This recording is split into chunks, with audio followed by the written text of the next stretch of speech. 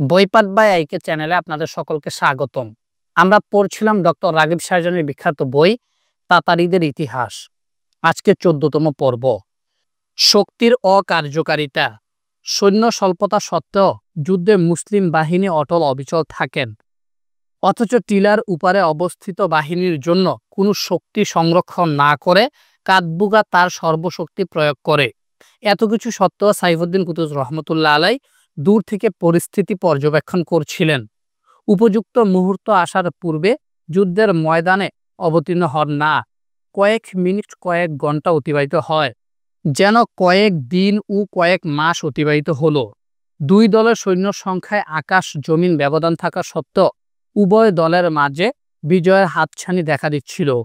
কখনো মনে হচ্ছিল মুসলমানদের বিজয়ের পাল্লা ভারী, আর কখনো মনে হচ্ছিল তাতারীদের বিজয়ের পাল্লা ভারী। এটি সামরিক পরিকল্পনার প্রথম অংশ ছিল, তথা তাতারী বাহিনীর শক্তি খর্ব করা এবং মুসলমানদের শক্তি প্রদর্শন করত তাদের উপর নেতিবাচক প্রভাব সৃষ্টি করা। এরপর দ্বিতীয় পরিকল্পনা প্রয়োগের সময় ঘনিয়ে এলো। দ্বিতীয় পরিকল্পনা ছিল তাতারী বাহিনীকে আইনের জারুত ময়দানের মাঝখানে নিয়ে আসার প্রচেষ্টা করা। কারণ যদি কোনোভাবে তাদের ময়দানের মাঝে নিয়ে আসা যায়, তাহলে তাদের চারপাশ থেকে ঘিরে ফেলা খুব সহজ হবে। কঠিন হলেও রুকনুদ্দিন রাইবার্স দ্বিতীয় পরিকল্পনাটি বাস্তবায়ন শুরু করেন। এই পরিকল্পনাটি বাস্তবায়নের পদ্ধতি হলো বাহ্যত তাতারীদের সম্মুখে পরাজয় ভাব প্রকাশ করতে হবে এবং যুদ্ধরত অবস্থায় পৃষ্ঠ প্রদর্শন করতে হবে। এমনভাবে ফিরে আসার ভাব প্রকাশ করতে হবে যেন তা খুব দ্রুত না হয় যে তাতারীদের দৃষ্টির বাইরে চলে যায়। আবার ধীর গতিতে ফিরে আসা যাবে না, নতুবা ধ্বংসের কবলে পড়তে হয়। প্রত্যাবর্তনে এই ভারসাম্য রক্ষার জন্য প্রয়োজন দক্ষ নেতৃত্বের, অনুরূপ প্রয়োজন যুদ্ধশাস্ত্রে পারদর্শী সৈন্যের। আলহামদুলিল্লাহ, মুসলিম বাহিনীর মাঝে এই গুণগুলো পরিপূর্ণরূপে বিদ্যমান ছিল। তাছাড়া এই দলের সঙ্গে আল্লাহর সহযোগিতা সামেলে হাল ছিল। বন্ধুরা, 19 হিজরিতে পারস্য শক্তির বিরুদ্ধে সংগঠিত বিখ্যাত নওয়াবন্দ যুদ্ধে মুসলিম বাহিনী এই পরিকল্পনা গ্রহণ করেছিল। সেই যুদ্ধে মুসলিম সেনাপতি বিখ্যাত সাহাবী কাকা ইবনে আমর তামিমি রাদিয়াল্লাহু আনহু যেই ভূমিকা পালন করেছিলেন, আইনে জালুতের যুদ্ধে সেনাপতি রুকনুদ্দিন রাইবার্স সেই ভূমিকা পালন করেন। নাহওয়ান যুদ্ধে বিখ্যাত সাহাবী মুজাহিদে আজম নোমান ইবনে মুকাররিন রাদিয়াল্লাহু আনহু সেই ভূমিকায় অবতীর্ণ হন। আইনে জালুতের যুদ্ধে সাইফুদ্দিন কুতুজ রহমতুল্লাহ আলাই সেই ভূমিকায় অবতীর্ণ হন। সেই যুদ্ধে কাকা ইবনে আমর তামিমি রাদিয়াল্লাহু আনহু মুসলিম বাহিনীকে সাময়িক ফিরিয়ে এনে পারস্য বাহিনীকে বিধ্বস্ত করে ফেলেন। আইনে জালুতের যুদ্ধে সাইফুদ্দিন কুতুজ রহমতুল্লাহ আলাই মুসলমানদের সেই পূর্ব অভিজ্ঞতাকে কাজে লাগান এবং নাওয়ান যুদ্ধের পরিকল্পনাকে পুরোপুরি বাস্তবায়ন করেন। রুকনুদ্দিন রাইবার্স ধীরে ধীরে পিছপা হতে থাকেন। তিনি এক কদম পিছপা হলে তাতারী বাহিনী এক পা অগ্রসর হয়। মুসলমানরা অতি উত্তমভাবে পরাজয় ভাব গ্রহণ করেন। অন্যদিকে তাতারী সেনাপ্রধান কাতবুগা ও তাতারী বাহিনী মুসলমানদের পরাস্ত করার লুলুপ দৃষ্টি প্রসারিত করে। মুসলমানদের পাকড়াও করার অভিলাষে তারা ময়দানে প্রবেশ করে। এভাবে কিছু সময় ব্যয় হয়। অবশেষে গোটা তাতারী বাহিনী আইনে জালুতের সমতল ভূমিতে প্রবেশ করে। এদিকে রুকনুদ্দিন রাইবার্স মুসলিম অগ্রগামী দল নিয়ে আইনে জালুত ময়দানের দক্ষিণ পার্শ্বে গিয়ে অবস্থান করে। কাতবুগা তার সর্বশক্তি ও গোটা বাহিনী নিয়ে মাঝ মাঠে চলে আসে। আত্মরক্ষামূলক কোনো বাহিনী বা শক্তি মাঠের বাইরে রাখে না। কাতবুগা এই কাজ কিভাবে করল? নিঃসন্দেহে এটি সামরিক বড় ভুল। কাতবুগা তো দক্ষ সামরিক সেনাপতি, তার রয়েছে রণক্ষেত্রে দীর্ঘদিনের অভিজ্ঞতা। তার জীবনে দীর্ঘ 60 কিংবা 70 বছর অতিবাহিত হয়েছে। সে তো চেঙ্গিস খানের সমসাময়িক। চেঙ্গিস খান আইনে জালুত যুদ্ধের প্রায় 34 বছর পূর্বে ইন্তেকাল করেছে। কাতবুগা তার জীবনের প্রতিটি মুহূর্ত যুদ্ধ ও নেতৃত্বের দায়িত্ব পালনে কাটিয়েছে। একজন যোগ্য সেনাপ্রধান হিসেবে তার দায়িত্ব ছিল বিপর্যস্ত মুহূর্তে ফিরে যাওয়ার পথ উন্মুক্ত রাখার জন্য ময়দানের বাইরে একদল সেনাবাহিনী মোতায়েন করা, পাশাপাশি তারা যেন মুসলিম বাহিনী দাওয়া করলে তাদের প্রতিহত করতে পারে। কিন্তু কাতবুগা এমন প্রতিরক্ষা গ্রহণ করেনি। যুদ্ধের গুরুত্বপূর্ণ সময়ে যথাযথ চিন্তা ভাবনা করতে তাতারী বাহিনী বিবেকশূন্য হয়ে পড়েছিল। তাদের বিবেক সঠিক চিন্তা করতে পারেনি। তার এই বিবেকহীন কাজের কখনো এই ব্যাখ্যা দাঁড় করানো হয় যে সে মুসলিম বাহিনীকে চিরতরে ধ্বংস করে দিতে মুখিয়েছিল। আবার কখনো এই ব্যাখ্যা করা হয় যে তাতারি গোয়েন্দাদের অদূরদর্শিতার কারণে এই পরিস্থিতির মুখোমুখি হয়েছিল, কারণ গোয়েন্দারা মুসলিম বাহিনীর সম্পর্কে সঠিক তথ্য সেনাপ্রধান কাতবুগাকে প্রদান করতে পারেনি। আর কেউ কেউ বলেন কাতবুগা এই যুদ্ধে আত্মম্বরিতা ও অহংকারের কারণে ধোঁকাগ্রস্ত হয়েছে, কারণ কাতবুগার মাথার তালু থেকে পায়ের তালু পর্যন্ত অহংকারে ভরা ছিল। অহংকার বশত সে মুসলিম বাহিনীকে তুচ্ছ মনে করেছিল। কেউ বলেন এই ভয়াবহ ঝুঁকি গ্রহণের মাঝে কাতবুগার বিশেষ টার্গেট ছিল, যা আমরা জানি না। কাতবুগার ভুলের যেই ব্যাখ্যাই দাঁড় করানো হোক না কেন, কোনো ব্যাখ্যাই গ্রহণযোগ্য নয়, কারণ কাতবুগার মতো বিখ্যাত তাতারি সেনাপ্রধান, যার ৭০ বছরের দীর্ঘ জীবন, শত শত যুদ্ধের অভিজ্ঞতায় পূর্ণ, তার পক্ষে এমন সাধারণ ভুল কিছুতেই মেনে নেওয়া যায় না। তবে একটি ব্যাখ্যা অবশিষ্ট আছে যা এই স্থানে গ্রহণযোগ্য। তা হলো এটি ছিল মহান আল্লাহ রাব্বুল আলামিনের তদবির, যা মানুষের অনুমান ও জ্ঞানের গণ্ডির বহির্ভূত। আল্লাহ তাআলা নির্দিষ্ট মানুষকে নির্দিষ্ট কাজের জন্য নির্দিষ্ট স্থানে নিয়োজিত করেন। যদি কারো জীবনে হাজারবার একই বিষয়ে সামনে আসে, তবুও সে নিজ জ্ঞানে সঠিক সিদ্ধান্ত গ্রহণ করতে পারে না। আল্লাহ রাব্বুল আলামিন চেয়েছেন তাতারি বাহিনী মুসলমানদের হাতে ধ্বংস হোক, তাই আল্লাহ তাআলা কাতবুগাকে এমন সিদ্ধান্ত গ্রহণে বাধ্য করেছেন তা কখনোই কোনো ব্যাখ্যাই তার মতো সুদক্ষ অভিজ্ঞ সেনা প্রদানের জন্য সমীচীন নয়। তার বিরাট সৈন্যদলের জন্য এই সিদ্ধান্ত মেনে নেওয়া সমীচীন হয়নি। তাছাড়া আইনা জালুতের ময়দান পাখির খাঁচার মতো, যার প্রবেশদ্বার একটি, এমন রণভূমিতে এই সিদ্ধান্ত ধ্বংসাত্মক বই আর কি। সেনাবাহিনী খাঁচায় প্রবেশ করলো, বাইরে থেকে দরজা বন্ধ করে দেওয়া হলো, তখন মুক্তি পাওয়া তো অসম্ভব। আল্লাহ রাব্বুল আলামিন বলেন তারা ষড়যন্ত্র করে, আল্লাহ কৌশল করেন, আল্লাহ সর্বশ্রেষ্ঠ কৌশলী। আমরা ইতিপূর্বে বদর যুদ্ধে দেখেছি আবু জাহেল কাফের বাহিনীকে বদর প্রান্তরে প্রবেশ করতে বাধ্য করেছে, অথচ সম্প্রদায়ের বিশিষ্ট ব্যক্তিবর্গ এই বিষয়ে তাকে বাধা প্রদান করেছিল। ফলে মক্কার সর্দার আবু জাহেলের কারণে মক্কার কাফেরদের ধ্বংস হয়েছিল। আমরা ইতিপূর্বে ইয়েমেনের বিখ্যাত যুদ্ধে মুসাইলামাতুল কাজ্জাবকে দেখেছি, সে তার বাহিনীকে ধ্বংসের দিকে ঠেলে দিয়েছিল। নাহন যুদ্ধে ফিরুজানকে দেখেছি, সে সৈন্যবাহিনীকে মৃত্যুর দিকে ঠেলে দিয়েছিল। আমরা ইয়ারমুক যুদ্ধে রোমান সেনাপতি বাহানকে দেখেছি, সে তার বাহিনীকে ধ্বংসের অতল গহ্বরে ফেলে দিয়েছিল।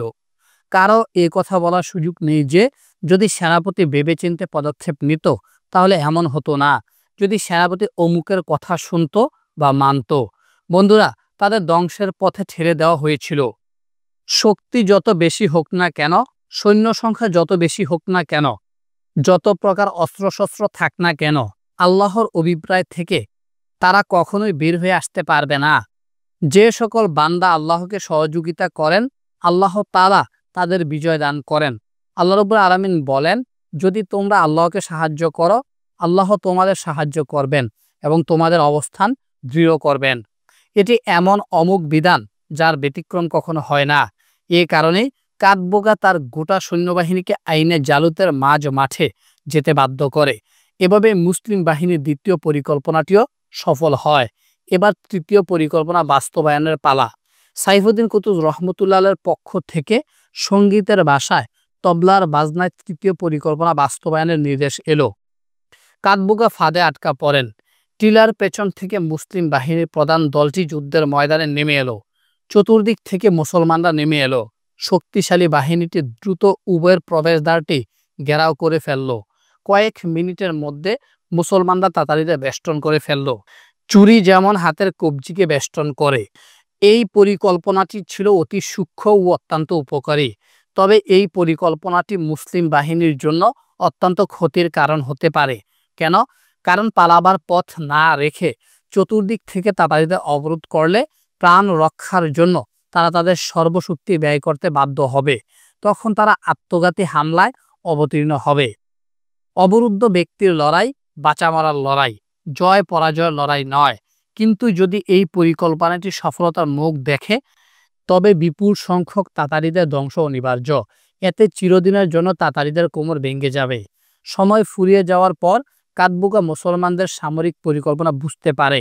সে এবং সকল তাতারি বাহিনী আইনে জালুতের মাঝ মাঠে আটকা পড়ে। পৃথিবীর ইতিহাসে মারাত্মক রক্তক্ষয়ী যুদ্ধের মুখোমুখি হয় তাতারি বাহিনী। পালাবার পথ নেই, মুক্তির কোনো উপায় নেই। মুসলিম মুজাহিদগণ চারপাশ থেকে তাদের বেষ্টন করে রেখেছে।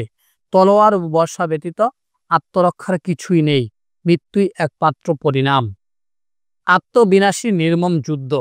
তাতারিরা নিজেদের সর্বশক্তি ও ক্ষমতা ব্যয় করে প্রাণপণ লড়াই শুরু করে, আর মুসলমানগণ অটল অবিচল। ডান দিকের তাতারি বাহিনী বীরত্ব প্রকাশ শুরু করে, যেমনটি সালিমউদ্দিন আইবেক বলেছিলেন। তাদের ডান দিক অধিক শক্তিশালী হবে। ডান দিকের তাতারিদের বাম দিকের মুসলমানদের উপর ঝাঁপিয়ে পড়তে শুরু করে। বাম পাশের মুসলিম বাহিনীর ভেতরে ঢুকে পড়ে। বাম দিকের মুসলমানরা উপর্যুপরি আক্রমণের পশ্চাদবদন করতে শুরু করে। শহীদরা মাটিতে লুটিয়ে পড়ে। তাতারিদের পাল্লা শক্তিশালী হয়ে ওঠে। ময়দানের প্রবেশদ্বার বন্ধ হয়ে ফেলা বাহ্যত মুসলমানদের জন্য ভয়াবহ ক্ষতির কারণ মনে হয়। সাইফুদ্দিন কুতুজ রহমতুল্লাহ আলাই উঁচু স্থানে বসে সামগ্রিক পরিস্থিতি পর্যবেক্ষণ করছিলেন এবং শূন্যস্থান পূরণে মুসলিম বাহিনীদের বিভিন্ন স্থানে পাঠাচ্ছিলেন। বাম দিকের মুসলিম বাহিনী যে দুর্যোগের শিকার, সাইফুদ্দিন কুতুজ রহমতুল্লাহ আলাই তা প্রত্যক্ষ করছিলেন। তিনি সেদিকে অতিরিক্ত সেনা মোতায়েন করেন। এদিকে তাতারিদের উপর্যুপরি আক্রমণ অব্যাহত। কতিপয় মুসলমান পরিস্থিতিকে বড় কঠিন মনে করলেন। হয়তো কেউ কেউ জয়লাভের ব্যাপারে সন্দিহান হয়ে পড়েন। তাতারিদের সম্পর্কে প্রসিদ্ধ ভয়াবহ বাণী আমরা বলিনি, তাতারিরা অপরাজয়। হায় ইসলাম! সাইফুদ্দিন কুতুজ রহমতুল্লাহ আলাই যুদ্ধের সার্বিক পরিস্থিতি পর্যবেক্ষণ করছিলেন। বাম দিকে অতিরিক্ত সেনা মোতায়েন করেন, কিন্তু পরিস্থিতি ছিল বড়ই ভয়াবহ। কুতুজ রহমতুল্লাহ আলাই এই পরিস্থিতি থেকে উত্তরণের একটি উপায় দেখছিলেন। এছাড়া তার সামনে কোনো পথ ছিল না। তিনি সশরীরে যুদ্ধের ময়দানে অবতরণ করাকে অপরিহার্য মনে করলেন। যুদ্ধের ময়দানে সশরীরে উপস্থিত থেকে যোগ্য নেতৃত্বের মাধ্যমে সৈন্যবাহিনীকে উজ্জীবিত রাখতে হবে। তিনি কার্যকরী পদ্ধতিতে সেনাবাহিনীর সামনে একথা সুস্পষ্টভাবে প্রমাণ করেন যে আল্লাহর পথের মৃত্যুই আমাদের একমাত্র লক্ষ্য উদ্দেশ্য। আমরা আখেরাত চাই, তারা পার্থিব জগৎ চায়, ইত্যাদি। এই কাজগুলো সাইফুদ্দিন কুতুজ রহমতুল্লাহ আলাই উত্তম পন্থায় আঞ্জাম দেন। তিনি নিজ শিরস্ত্রাণ মাটিতে ফেলে দেন শাহাদাত লাভের তীব্র আকাঙ্ক্ষা ও মৃত্যুর অভয় প্রকাশ করার জন্য। তিনি তার প্রসিদ্ধ গর্জন দেন, যা রণক্ষেত্রের মানদণ্ডকে পরিবর্তন করে দেয়। সাইফুদ্দিন কুতুজ রহমতুল্লাহ আলাই উচ্চকণ্ঠে আওয়াজ দেন, হায় ইসলাম, হায় ইসলাম! তিনি নিজেকে জনসমুদ্রের মাঝে নিয়ে যান। সৈন্যবাহিনী সাইফুদ্দিন কুতুজ রহমতুল্লাহ আলাইকে তাদের মাঝে দেখতে পেয়ে হুঁশ ফিরে পান। সম্রাটও আমাদের মতো দুর্ভোগ সহ্য করছেন, আমাদের মতো লড়াই করছেন। বলুন, আর কোনো সেনা মোতায়েন কিংবা সান্ত্বনা বা প্রবোধ প্রদানের দরকার আছে? এতে সকলের কাছে পরিস্থিতি মোকাবেলায় কি করবে তা স্পষ্ট হয়। করণীয় একটি, ইসলাম বাঁচাও, ইসলাম রক্ষা করো। রাজত্ব রক্ষা করা কিংবা রাজসিংহাসন টিকিয়ে রাখা উদ্দেশ্য নয়। পরবর্তী প্রজন্মের জন্য সম্পদ রেখে যাওয়া উদ্দেশ্য নয়। উদ্দেশ্য হলো ইসলাম রক্ষা করা। বন্ধুরা, এটি ছিল যথাযথ সিদ্ধান্ত। দুই সেনাপতির মধ্যে অনেক পার্থক্য, যাদের একজন সত্যবাদী যিনি ধর্ম ও জাতির জন্য লড়াই করেন, আরেকজন মিথ্যাবাদী যিনি কথার ফুল জুড়ে উড়ান আর নিজের জন্য বেঁচে থাকেন। যুদ্ধের অগ্নিশিখা দাউ দাউ করে জ্বলে ওঠে। তাতারিরা ঝাঁপিয়ে পড়ে। মুসলিম বাহিনীর প্রাণ হাতের মুঠোয় চলে আসে। এই আক্রমণ মুসলিম বাহিনীর উপরই ছিল না, বরং এটি ছিল ইসলাম ধর্মের উপর আক্রমণ। আইনে জালুত প্রান্তরে যুদ্ধের লেলিহান শিখা দাউ দাউ করে জ্বলতে থাকে। কৃষকদের আল্লাহু আকবার তাকবীর ধ্বনিতে আকাশ বাতাস মুখরিত হয়। মুসলমানগণ রমজানুল মুবারকের এই পবিত্র দিবসে আল্লাহর আশ্রয় প্রার্থনা করেন। সাইফুদ্দিন কুতুজ রহমতুল্লাহ আলাই আশ্চর্যভাবে লড়ে যান। জৈনক তাতারি কুতুজ রহমতুল্লাহ আলাইকে লক্ষ্য করে তীর নিক্ষেপ করে। তীরটি লক্ষ্যভ্রষ্ট হয়ে কুতুব রহমতুল্লাহ আলাইয়ের গোড়ার গায়ে বিদ্ধ হয়। ফলে কুতুজ রহমতুল্লাহ আলাই গোড়া থেকে পড়ে যান। গোড়াটি তৎক্ষণাৎ ধরাশয়ী হয়। এবার কুতুজ রহমতুল্লাহ আলাই পদপ্রজে লড়াই করতে থাকেন। গোড়া নেই, তবু অন্তরে কোনো দ্বিধাদ্বন্দ্ব নেই। তিনি পৃষ্ঠ প্রদর্শন করেননি। জীবনের মায়া তাকে বাধাগ্রস্ত করেনি। জৈনক মুসলিম আমির কুতুজ রহমতুল্লাহ আলাইকে পদব্রজে লড়াই করতে দেখে দ্রুত এগিয়ে এসে নিজের ঘোড়া থেকে নেমে তাকে ঘোড়ায় আরোহণের অনুরোধ জানান। কিন্তু কুতুজ রহমতুল্লাহ আলাই তাকে বাধা প্রদান করে বলেন, আমি মুসলমানদের তোমার কল্যাণ থেকে বঞ্চিত করতে চাই না। তিনি অবিরাম পদব্রজে লড়াই চালিয়ে যাচ্ছিলেন। এমন সময় সৈন্যরা একটি অতিরিক্ত ঘোড়া নিয়ে তার কাছে উপস্থিত হয়। তার এই পদক্ষেপের কারণে কয়েকজন আমির তাকে তিরস্কারের ভাষায় বলেন, কেন আপনি অমুকের ঘোড়ায় আরোহণ করেননি? শত্রু আপনাকে দেখলে তো হত্যা করে ফেলত এবং আপনার কারণে ইসলামে ধ্বংস নেমে আসত। কুতুজ রহমতুল্লাহ আলাই দৃঢ়তার সঙ্গে তাদের উত্তর দেন, আমি জান্নাত পানে দাবিত হতাম, আর ইসলামের মালিক ইসলামকে ধ্বংস হতে দিতেন না। ইসলামের জন্য অমুক অমুক অমুক নিহত হয়েছেন। তিনি এক জামাত রাজার নাম উল্লেখ করলেন, যেমন হজরত ওমর রাদিয়াল্লাহু আনহু, হজরত আলী রাদিয়াল্লাহু আনহু ইত্যাদি। তাদের মৃত্যুর পর আল্লাহ এমন কাউকে তাদের স্থলাভিষিক্ত করেছেন যারা অন্যদের হেফাজত করেছেন এবং ইসলাম ধ্বংস হয়নি। হে কুতুজ, তুমি মুসলমানদের আদর্শ ছিলে, থাকবে। আপনার মতো মহান ব্যক্তিদের কাঁধেই মুসলিম উম্মাহ আরোহণ করে। এমন পরিস্থিতিতে মুসলিম বাহিনী প্রাণপণ লড়াইয়ে ঝাঁপিয়ে পড়ে, নিজেদের সর্বস্ব বিলিয়ে দেন। তাতারীদের মতো তাদের সামনে বাঁচা মরার প্রশ্ন ছিল না, তাদের সামনে ছিল বিজয় বা শাহাদাত লাভের প্রশ্ন। আল্লাহর রহমতে মুসলমানদের জয়ের পাল্লা ভারী হতে থাকে। তাতারীরা কোণঠাসা হয়ে পড়ে। ক্রমান্বয়ে তাতারীদের উপর মুসলিম বাহিনী ঝাঁপিয়ে পড়ে। কাফেরদের জন্য দিনটি বড়ই কঠিন হয়ে দাঁড়ায়। তাগুতি শক্তির পতন। জামালউদ্দিন আকুশ শামসি নামক জৈনক দক্ষ যোদ্ধা ও মামলুক আমির এগিয়ে আসেন। তিনি প্রথমত নাসের ইউসুফ আইয়ুবের মামলুক ছিলেন, কিন্তু যখন তিনি নাসের ইউসুফের বিশ্বাসঘাতকতা প্রত্যক্ষ করেন তখন তিনি তার দল ত্যাগ করে সাইফুদ্দিন কুতুজ রহমতুল্লাহ দলে যোগ দেন। তিনি লড়াই করতে করতে এগিয়ে যান, তাতারীদের দুর্ভেদ্য প্রাচীর ডিঙ্গিয়ে এক পর্যায়ে তিনি তাতারী সেনাপ্রধান কাতবুগার কাছাকাছি পৌঁছে যান। আল্লাহ তাআলা জামালউদ্দিনকে কাতবুগার কাছে প্রেরণ করেছেন। মুসলিম বীর জামালউদ্দিন তলোয়ার উঁচিয়ে ধরেন এবং নিজের সর্বশক্তি দিয়ে অহংকারী তাগুত কাতবুগার গর্দানে তলোয়ার চালান। অহংকারের মস্তক মাটিতে লুটিয়ে পড়ে। তাতারী নেতার পতন ঘটে। সঙ্গে সঙ্গে তাতার বাহিনী যাবতীয় সংকল্প ধূলিসাৎ হয়। আল্লাহ রাব্বুল আলামিন বলেন, তুমি যখন নিক্ষেপ করেছিলে তখন তুমি নিক্ষেপ করনি, আল্লাহই নিক্ষেপ করেছেন। তাতারীদের যুদ্ধ পরিস্থিতিতে পরিবর্তন আসে।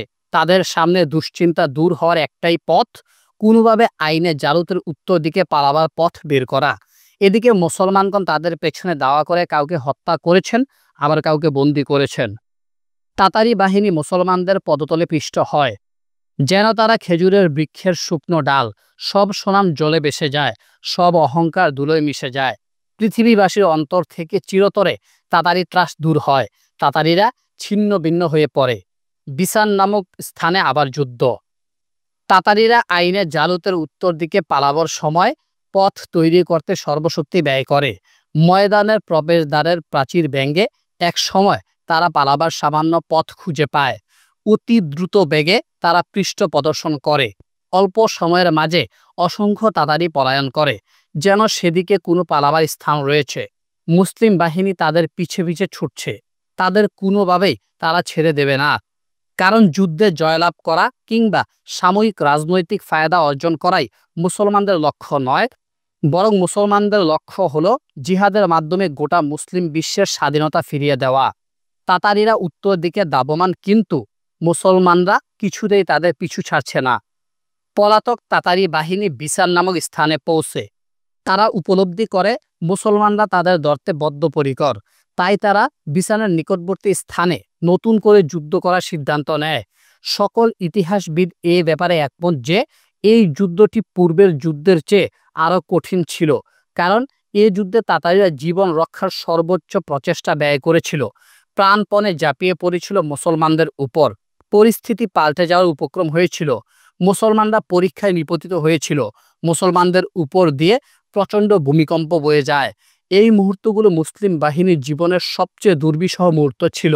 সাইফুদ্দিন কুতুজ রহমতুল্লাহ আলাই এ সবকিছু প্রত্যক্ষ করছিলেন। তিনি এই ঘটনার পাশে ছিলেন না, বরং ঘটনার কেন্দ্রস্থলে উপস্থিত ছিলেন। কুতুজ রহমতুল্লাহ আলাই পুনরায় সৈন্যদের অনুপ্রাণিত করতে শুরু করেন এবং তাদের জন্য অবিচলতা দোয়া করেন। এরপর তিনি স্মরণীয় আহ্বানে গর্জে ওঠেন, হায় ইসলাম, হায় ইসলাম, হায় ইসলাম। 3 বার এই আহ্বান শেষে বিনম্র চিত্রে দোয়া করেন, হে আল্লাহ, তোমার বান্দা কুতুজকে তাতারীদের বিরুদ্ধে সাহায্য করো। আল্লাহু আকবার।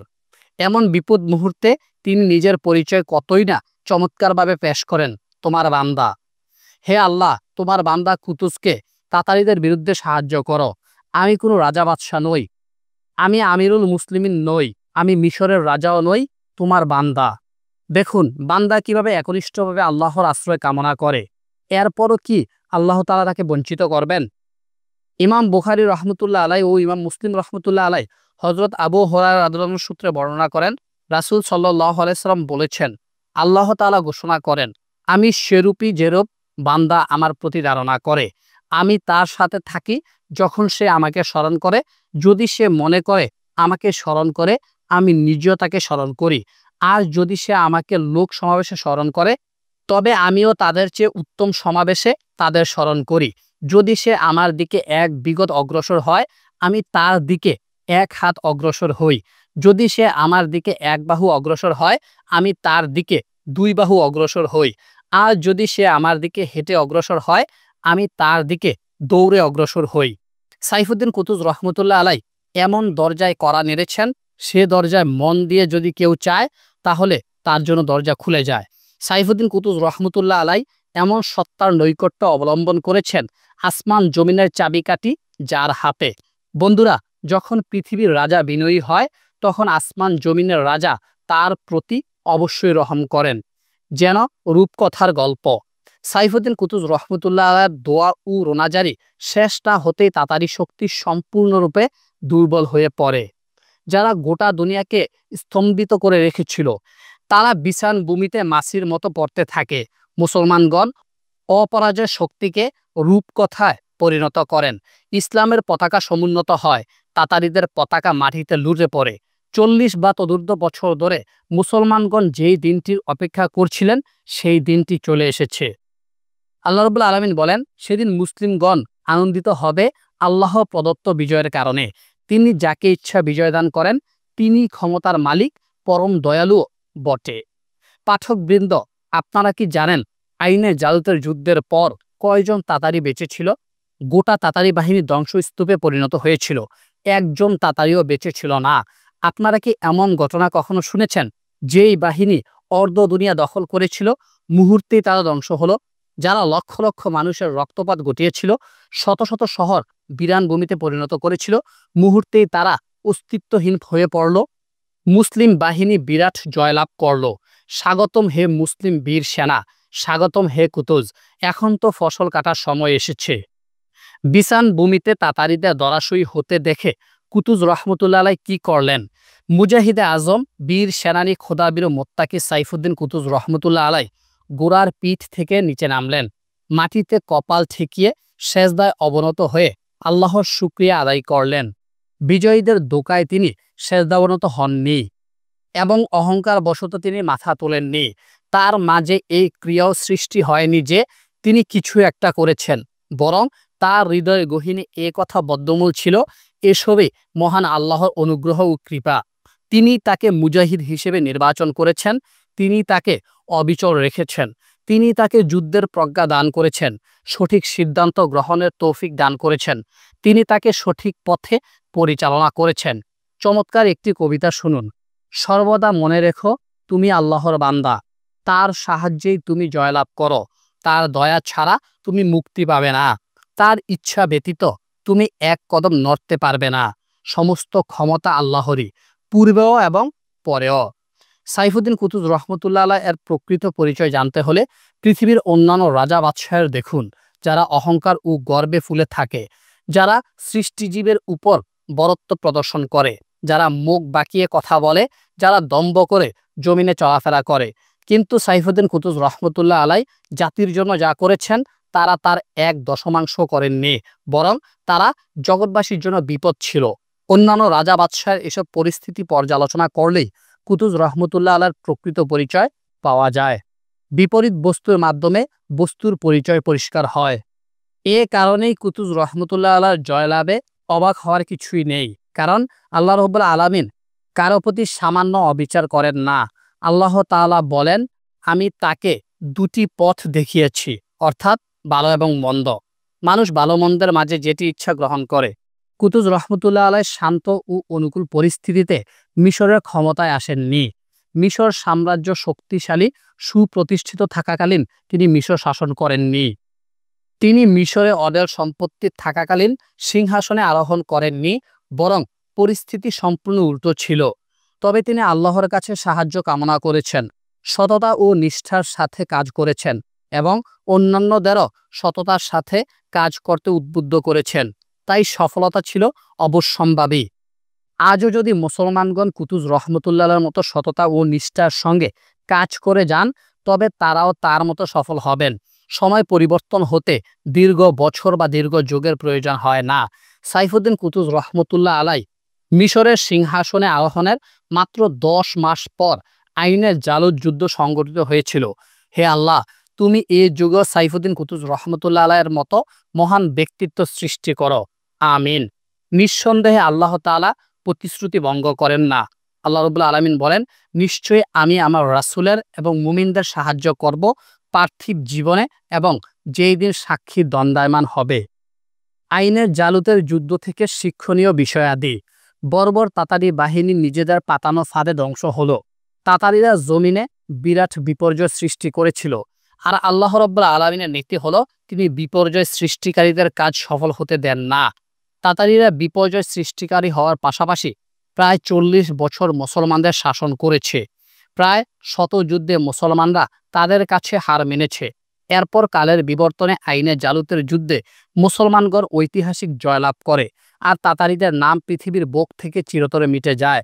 আল্লাহ তাআলা বলেন, এ তো দিন পরিক্রমা যা আমি মানুষের মাঝে বদলাতে থাকি। বিশ্লেষক ও চিন্তাবিদদের মনে তাতারিদের পরাজয়কে কেন্দ্র করে দুটি প্রশ্ন উত্থাপিত হয়। প্রশ্ন দুটির উত্তর একই। 1. মুসলিম জাতির নীতি নৈতিকতার যতই অধপতনের শিকার হোক না কেন, তারা তো তাতারিদের চেয়ে শ্রেষ্ঠ, এতে কোনো সন্দেহ নেই। তাহলে কিভাবে তাতারিরা মুসলমানদের উপর চেপে বসল? 2. আইনের জালুদ যুদ্ধে তাতারিরা কেন পরাজিত হলো, অথচ এরাই তো পূর্বের শত যুদ্ধে মুসলমানদের বিরুদ্ধে জয়লাভ করেছিল? পূর্বে কেন তারা জয়লাভ করল? আর আইনের জালুতে এমন কি ঘটল যার ফলে তারা পরাজিত হলো? উক্ত প্রশ্ন দুটির উত্তর আমরা আমিরুল মুমিনিন হযরত ওমর ইবনুল খাত্তাব রাদিয়াল্লাহু তাআলা এর বক্তব্যে খুঁজে পাই। তিনি কাদেসিয়া যুদ্ধের সেনাপতি হযরত সাদ ইবনে আবি ওয়াক্কাস রাদিয়াল্লাহু তাআলা আনহুকে চিঠি মারফত বলেছিলেন, আমি তোমাকে এবং তোমার বাহিনীকে সর্বক্ষণ আল্লাহকে ভয় করার জোর তাগিদ করছি, কেননা আল্লাহর ভয় শত্রুর মোকাবেলায় সবচাইতে উত্তম হাতিয়ার এবং যুদ্ধের সবচাইতে বেশি প্রভাবশালী কৌশল। তুমি এবং তোমার বাহিনী শত্রু বাহিনীর সম্পর্কে যতটুকু সতর্ক ও সজাগ থাকবে, তার চেয়ে অধিক হুঁশিয়ার থাকবে অন্যায় কর্ম ও গুনাহ থেকে। কেননা সীমালঙ্ঘন ও পাপের কারণে সেনাবাহিনীর যে ক্ষতি হয়, শত্রু দ্বারাও তার এত ব্যাপক ক্ষতি হয় না। মুসলমানদের বিজয়ের রহস্য এখানে নিহিত যে তাদের শত্রুরা পাপ সাগরে নিমজ্জিত। অন্যথায় আমাদের কি বা সাধ্য আছে? আমরা তাদের চেয়ে সংখ্যায় অল্প, আমাদের হাতিয়ারও তাদের হাতিয়ারের তুলনায় নিম্নমানের। এখন যদি পাপের ক্ষেত্র আমরা শত্রুদের বরাবর হয়ে পড়ি, তাহলে তারা শক্তির দিক থেকে আমাদের চেয়ে বেড়ে যাবে। যদি আমরা ন্যায় নিষ্ঠা ও সত্যবাদিতার শক্তি দিয়ে তাদের উপর প্রাধান্য না পাই, তাহলে সৈন্যবল দিয়ে অবশ্যই প্রাধান্য পাওয়া যাবে না। মনে রেখো, তোমাদের সাথে আল্লাহর পক্ষ হতে এরূপ ফেরেশতা নিযুক্ত রয়েছেন যারা তোমাদের চাল চলনের উপরে নজর রাখেন, যারা তোমাদের প্রতিটি কাজ সম্পর্কে অবগত। তাদের লজ্জা করো এবং আল্লাহর নাফরমানি থেকে বেঁচে থাকো। আবার মনে করো না যে দুশমন যেহেতু নিকৃষ্ট ও পাপাচারে লিপ্ত, অতএব তারা আমাদের সম্মুখে বিজয় লাভ করতে পারবে না। কেননা কখনো এরূপ হয় যে কোনো নিকৃষ্ট জাতীয় উৎকৃষ্টের মোকাবেলায় বিজয়ী হয়ে যায়। যেরূপভাবে অগ্নি পূজকরা অতীতে অনেক সময় অকৃতজ্ঞ বনু ইসরায়েলের উপর বিজয়ী হয়েছে।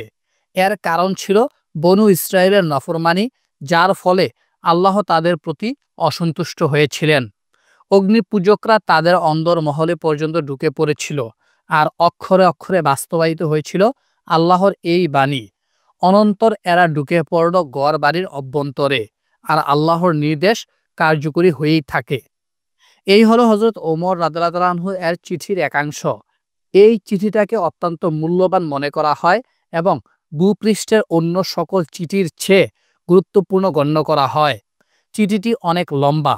উম্মাহর উন্নতি সাধন করতে হলে চিঠিটা পাঠ করা অত্যন্ত গুরুত্বপূর্ণ। উল্লেখিত চিঠির আলোকে একথা সুস্পষ্ট প্রতিপাদ হয় যে মুসলমানগণ অন্যায় অপরাধে লিপ্ত হলে কখনো কখনো আল্লাহ তাআলা কাফেরদের মুসলমানদের উপর চাপিয়ে দেন। আবার যখন মুসলমানরা আল্লাহর তাকওয়া আঁকড়ে ধরে এবং আল্লাহর বিধান ও রাসূল সাল্লাল্লাহু আলাইহি সাল্লামের সুন্নাত মোতাবেক জীবন পরিচালনা করে, তখন তারা সেই জালেম বাহিনীর বিরুদ্ধে জয়লাভ করে যারা দীর্ঘদিন তাদের বিরুদ্ধে জয়লাভ করেছিল। মোট কথা, আইনে জালুতের যুদ্ধে মুসলমানগণ শারীরিক শিক্ষা কিংবা সংখ্যাগরিষ্ঠতায় জয়লাভ করেনি, বরং তারা আল্লাহর রজ্জুকে মজবুতভাবে আঁকড়ে ধরার কারণে জয়লাভ করেছেন। এ থেকে এ প্রশ্নের উত্তরও পাওয়া যায়, কেন তাতারীরা দীর্ঘ 40 বছর মুসলমানদের শাসন করেছে। এ কথাও সুস্পষ্ট হয় যে কিভাবে মুসলমানরা আইনে জালুতের যুদ্ধে তাতারীদের বিরুদ্ধে ঐতিহাসিক জয়লাভ করেছিলেন। এ থেকে আমরা ঐতিহাসিক বহু প্রশ্নের উত্তর খুঁজে পাই ও বহু সমস্যার সমাধান খুঁজে পাই। বন্ধুরা, আমরা আল্লাহ রাব্বুল আলামিন থেকে যত দূরেই সরে যাই না কেন, আবার কখনো আমরা তার দিকে ফিরে এলে তিনি আমাদের আপন করে নেন। এমনকি আমরা তার দিকে ফিরে এলে তিনি অত্যন্ত খুশি হন। ইমাম বুখারী রহমতুল্লাহ আলাই হযরত আব্দুল্লাহ ইবনে মাসউদ রাদিয়াল্লাহু তাআলা আনহুর সূত্রে বর্ণনা করেন, রাসূল সাল্লাল্লাহু আলাইহি সাল্লাম বলেছেন, কোনো এক ব্যক্তি সফরে অবস্থায় বিশ্রামের জন্য কোনো এক স্থানে অবতরণ করল। সেখানে প্রাণের ভয়ও ছিল। তার সাথে তার সফরের বাহন ছিল, যার উপর তার খাদ্য ও পানীয় ছিল। সে ঘুমিয়ে পড়ল। জেগে দেখল তার বাহন চলে গেছে। যখন সে গরমে ও পিপাসায় কাতর হলো, তখন সে বলল, আমি যে জায়গায় ছিলাম সেখানেই ফিরে যাই। এরপর সে নিজ স্থানে ফিরে এসে আবার ঘুমিয়ে পড়ল। তারপর জেগে দেখল তার বাহনটি তার পাশেই দাঁড়িয়ে আছে। তখন সে ব্যক্তি যে পরিমাণ খুশি হবে, নিশ্চয় আল্লাহ তাআলা তার বান্দার তওবায় এর চাইতে অনেক বেশি খুশি হন। আমাদের করণীয় হলো আল্লাহর দিকে ফিরে যাওয়া। তাহলে আমরা আবার শীঘ্রই আইনের জালুত দেখতে পাবো, এমনকি হাজারো আইনের জালুত দেখতে পাবো। ইসলামের জয় পরাজয় শরীয়তসম্মত ব্যাখ্যাই এটি।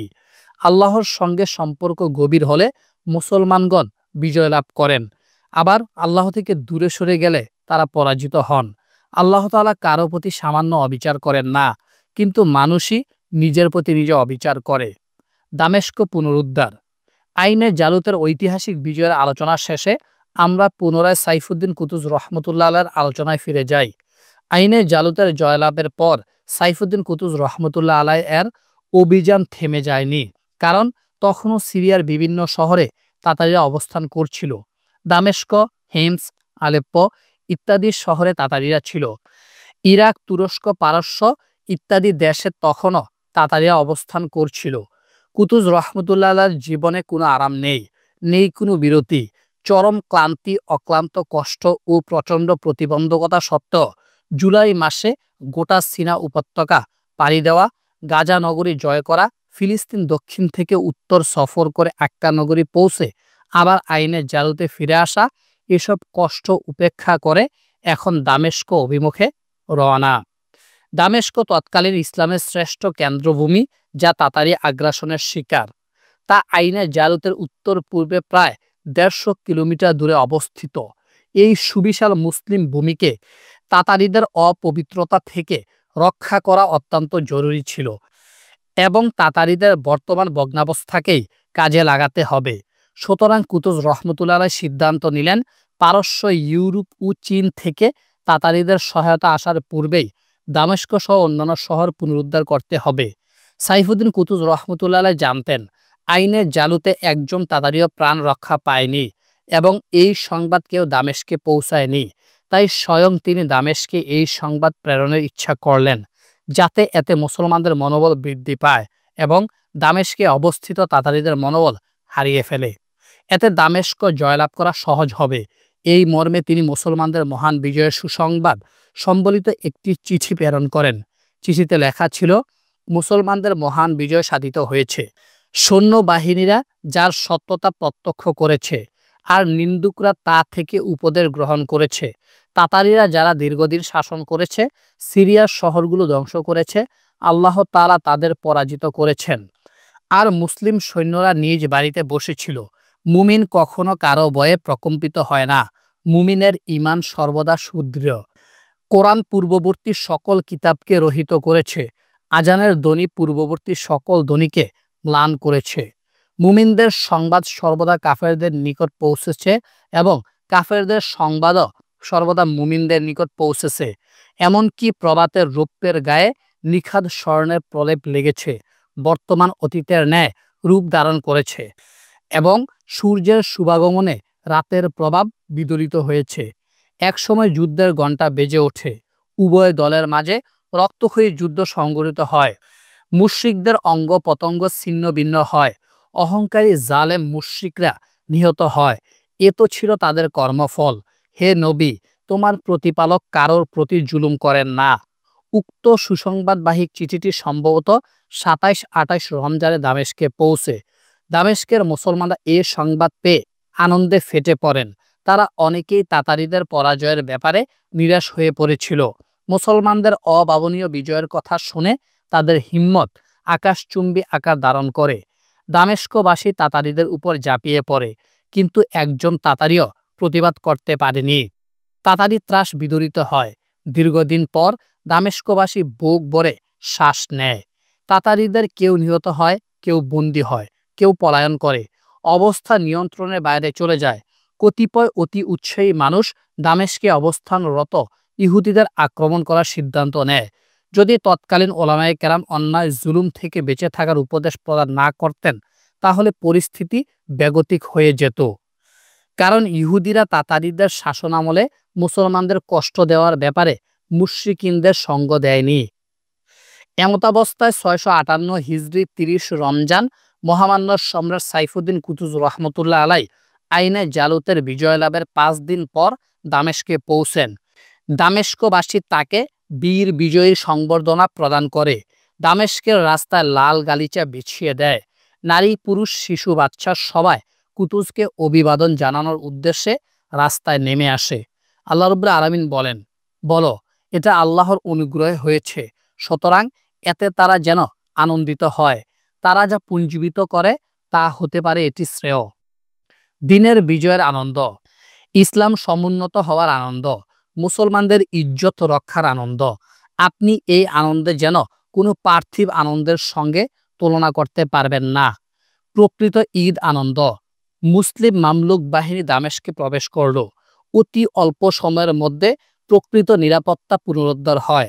এমনকি ইহুদি খ্রিস্টানরাও নিরাপত্তা ফিরে পায়।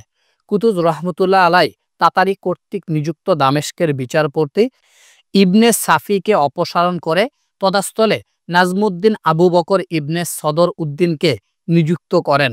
বিচারপতি নাজমুদ্দিন বিচারকার্য শুরু করেন। মুসলমান ও খ্রিস্টানদের মধ্যকার বিরোধপূর্ণ বিষয়গুলো সমাধান করেন। মুসলিম ভূমিতে একজন খ্রিস্টানও অন্যায় অবিচারের শিকার হয় না। সাইফুদ্দিন কুতুজ রহমতুল্লাহ দামেস্কের দ্বিতীয় দিন ছিল ঈদুল ফিতর। এই ঈদটি গত ৪০ বছরের মধ্যে মুসলমানদের শ্রেষ্ঠ ঈদ ছিল। তা শুধু ঈদুল ফিতরই ছিল না, পাশাপাশি দিনটি ছিল বিজয় ও নিজেদের পুরনো ঐতিহ্য পুনরুদ্ধার দিবস। আল্লাহ রাব্বুল আলামিন বলেন, আল্লাহ তাআলা কাফেরদের কথাকে হেয় করে দেখালেন, বস্তুত আল্লাহর কথাই সুউচ্চ। আল্লাহ ক্ষমতারও মালিক, হিকমতেরও মালিক। সাইফুদ্দিন কুতুজ রহমতুল্লাহ আলাই কাল বিলম্ব না করে রুকনুদ্দিন বাইবার্সের নেতৃত্বে একদল সৈন্য প্রেরণ করেন পলাতক তাতারিদের পাকড়াও করতে এবং অন্য শহরগুলোকে তাতারিদের অশুভ থাবা থেকে মুক্ত করতে। মুসলিম বাহিনী হিমসে পৌঁছে তাতারিদের উপর আক্রমণ চালায়। তারা কোনো মতে যান বাঁচিয়ে পালায়। মুসলিম বাহিনী তাতারিদের হাতে বন্দী মুসলমানদের মুক্ত করে পলাতক তাতারিদের পেছনে লাগিয়ে দেয়। তারা অধিকাংশ তাতারিদের হত্যা করে এবং অবশিষ্টদের বন্দী করে। এভাবে হিমস নগরীও দ্রুত স্বাধীনতা ফিরে পায়। এবার আলেপ্পো নগরীর পালা। তাতারিরা সেখান থেকে ভীত ইঁদুরের ন্যায় পলায়ন করে। চোখের পলকে আল্লাহ রব্বুল আলামিন সবকিছুতে পরিবর্তনের তৌফিক দেন।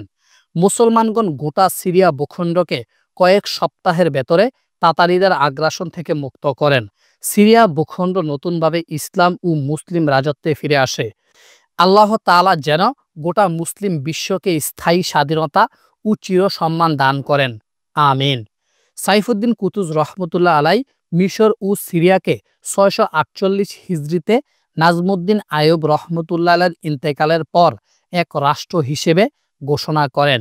মিশর, ফিলিস্তিন ও সিরিয়ার সব শহরে কুতুজ রহমতুল্লাহ আলাইর জন্য মঞ্চ তৈরি করা হয়। মুসলমানগণ সর্বাধিক নিরাপদ ও সৌভাগ্যের দিন যাপন শুরু করে। কুতুজ রহমতুল্লাহ আলাই রাষ্ট্রীয় দায়িত্বসমূহ মুসলিম আমিরদের মাঝে বন্টন শুরু করেন। তিনি প্রজ্ঞার সাথে কতিপয় আইয়ুবী আমিরকে পূর্বপদে বহাল রাখেন, যাতে ভবিষ্যতে আবার বিশৃঙ্খলা সৃষ্টি না হয়, কারণ নিঃসন্দেহে অনেক মুসলমান তাদের অনুসারী। অন্যদিকে কুতুজ রহমতুল্লাহ আলাই তাদের বিশ্বাসঘাতকতার ব্যাপারে শঙ্কামুক্ত নন।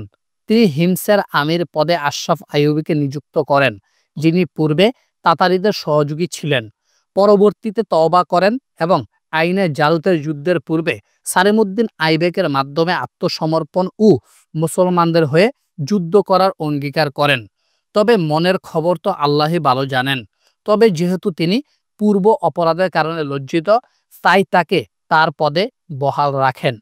আলেপ্পোর ইমারত প্রদান করেন মসুলের আমির আলাউদ্দিন ইবনে বদরুদ্দিন লুলুকে, যিনি কয়েক মাস পরই ইন্তেকাল করেন। হামাস নগরীর আমির হিসেবে আমির মনসুরকে নিয়োগ করেন। ফিলিস্তিন ও গাজার আমির হিসেবে জামালউদ্দিন আকুশ শুমসিকে নিয়োগ দেন।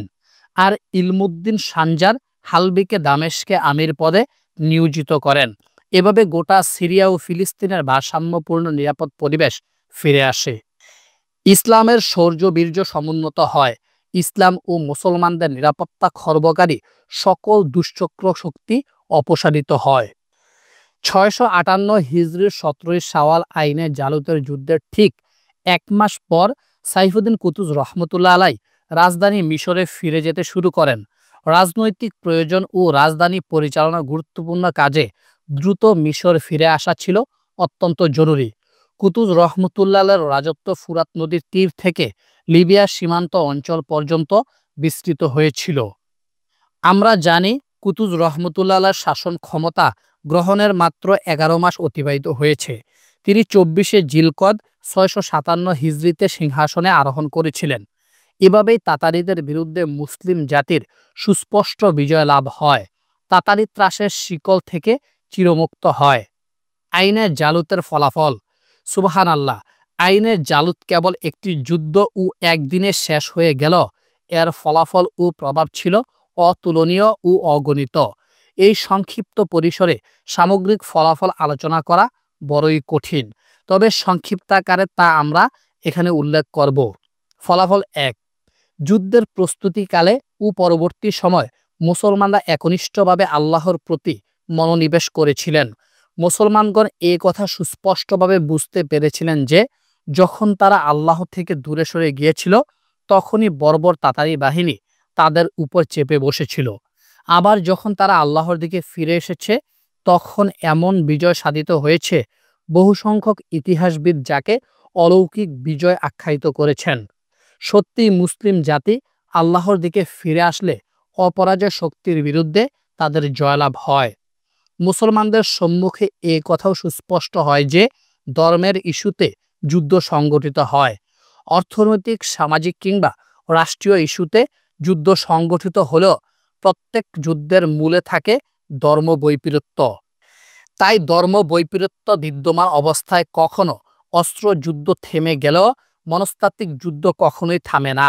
এই বিষয়টির প্রতি ইঙ্গিত করেই মহান আল্লাহ রাব্বুল আলামিন কোরআনে কারিমে বলেছেন, ইহুদি খ্রিস্টানরা তোমাদের প্রতি কিছুতে সন্তুষ্ট হবে না যতক্ষণ না তুমি তাদের ধর্মের অনুসরণ করবে। সুতরাং আয়াতে কারিমায় আল্লাহ তাআলা তাদের সন্তুষ্টির অর্জনের উপায় হিসেবে তাদের ধর্মের অনুসরণ করাকে সাব্যস্ত করেছেন। তাদের বৈষয়িক স্বার্থ রক্ষাকে নয়। আল্লাহ তাআলা আরো বলেন, তারা ক্রমাগত তোমাদের সঙ্গে যুদ্ধ করতে থাকবে, এমনকি পারলে তারা তোমাদের দিন থেকে ফেরাতে চেষ্টা করবে। সুতরাং বোঝা গেল, মুসলমানগণ নিজেদের দিন ধর্ম ছেড়ে না দিলে যুদ্ধ চলতে থাকবে। এর পূর্বে কখনোই যুদ্ধ বন্ধ হবে না। মুসলিম ভূখণ্ডের জাতি, সম্পদ, পেট্রোল তথা কোনো কিছু থেকে ইহুদি, খ্রিস্টান, তাতার, মুশরিক ও হিন্দু তথা বিধর্মীদের অশুভ থাবা দূর হবে না। শুধু এতটুকুই নয়, বরং তাদের প্রধান লক্ষ্য হলো ইসলাম ধর্মের উপর প্রভাব বিস্তার করে বসা অথবা চিরতরে তা মিটিয়ে দেওয়া। এই ছিল ঐতিহাসিক আইনে জালুতের যুদ্ধের প্রথম ফলাফল। ফলাফল 2। আইনে জালুতের যুদ্ধের পূর্বে মুসলমানগণ ছিলেন অধপতনের অতল গহ্বরে। পরবর্তীতে সাইফুদ্দিন কুতুজ রহমতুল্লাহের যোগ্য নেতৃত্বে তারা মনে প্রাণে এ কথা বিশ্বাস করেন যে আল্লাহর রহমতের ব্যাপারে কখনো নিরাশ হতে নেই। আর কাফের মুশরিকরা যতই শক্তিশালী হোক না কেন, তা কালের বিবর্তনে ধ্বংস পর্যদস্ত হয়। আল্লাহ রাব্বুল আলামিন বলেন, যারা কুফরি অবলম্বন করেছে দেশে দেশে, তাদের বিচরণ যেন তোমাদের কিছুতে ধোঁকায় না ফেলে। এটা সামান্য ভোগ, এরপর তাদের ঠিকানা জাহান্নাম, যা নিকৃষ্টতম বিছানা। আইনে জালুতের যুদ্ধ শেষে মুসলমানদের সম্মুখে সুস্পষ্ট প্রতিবাদ হয় যে আল্লাহ তাআলা সবকিছুর উপর পূর্ণ ক্ষমতাবান। আসমান জমিনের কোনো কিছুই তাকে পরাভূত করতে পারে না। আইনে জালুত যুদ্ধের পূর্বে এ কথার প্রতি তাদের পূর্ণ ঈমান থাকলেও যুদ্ধ শেষে এ বিষয়ে তাদের বাস্তব জ্ঞান অর্জিত হয়। এ বিষয়ে কোনো দ্বিধাদ্বন্দ্ব থাকে না। আল্লাহ রাব্বুল আলামিন বলেন, আল্লাহ যদি তোমাদের কোনো কষ্ট দান করেন, তবে তিনি ছাড়া এমন কেউ নেই যে তা দূর করবে, এবং তিনি যদি তোমার কোনো মঙ্গল করার ইচ্ছা করেন, তবে এমন কেউ নেই যে তার অনুগ্রহ রদ করার ইচ্ছা করবে। তিনি অতি ক্ষমাশীল, পরম দয়ালু।